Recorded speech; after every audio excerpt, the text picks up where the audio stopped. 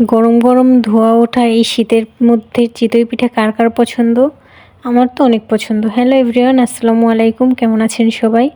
আজকে চিতই পিঠা বানানোর জন্য এখানে চাল ভিজিয়ে ভালোভাবে ধুয়ে ব্লেন্ডারে ব্লেন্ড করে নিয়েছি।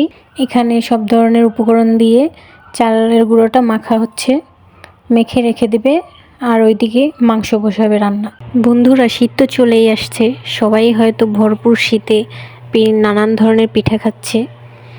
আজকে আমরা চিতই পিঠা খাবো, সাথে মুরগির মাংস ভুনা করা হবে। এখানে মুরগির মাংসটা ধুয়ে রেডি করাই ছিল, আমি হলুদ মরিচ মেখে ভেজে নিচ্ছি। ভালোভাবে উল্টে পাল্টে ভেজে নিব কড়া করে। মুরগির মাংস ভুনা না, এটা হচ্ছে আলু দিয়ে মুরগির মাংসের ঝোল বলে। ঝোল হবে কারণ পিঠা তো ঝোল দিয়েই খাওয়া হবে।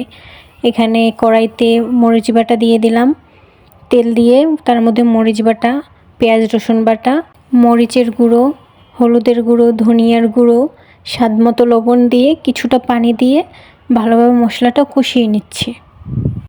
পানিটা একদম শুকিয়ে গেছে, আবার কিছুটা পানি দিয়ে ভালোভাবে কষিয়ে নিয়ে তার মধ্যে আলু দিয়ে দিব। কষিয়ে নিচ্ছে কিছুক্ষণ। এবার মুরগির মাংসটাও দিয়ে দিবে। মুরগির মাংসটা দিয়ে কিছুক্ষণ কষিয়ে তারপর পরিমাণ মতো ঝোল দিয়ে দিবে।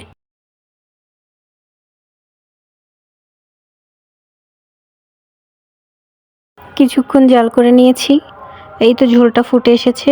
আর এদিকে আলুটাও সেদ্ধ হয়ে গেছে, আলুটা চেক করে নিয়েছি। এইবার জিরা গুঁড়ো দিয়ে মাংসটা নামিয়ে নেব। এই তো শেষ আমাদের আলু দিয়ে মুরগির মাংসের ঝোল। এইবারে পিঠা ভাজা হবে। দেখেই বোঝা যাচ্ছে পিঠাগুলো কতটা ফুলকো হয়েছে আর কতটা নরম সফট হয়েছে। খুব সুন্দরভাবে পিঠাগুলো একদম তুলতুলে নরম হয়েছে। এক এক করে সব পিঠাগুলো ভেজে নিচ্ছে সুন্দরভাবে। সম্পূর্ণ ভিডিওটি দেখে লাইক কমেন্ট শেয়ার করে পাশে থাকবেন।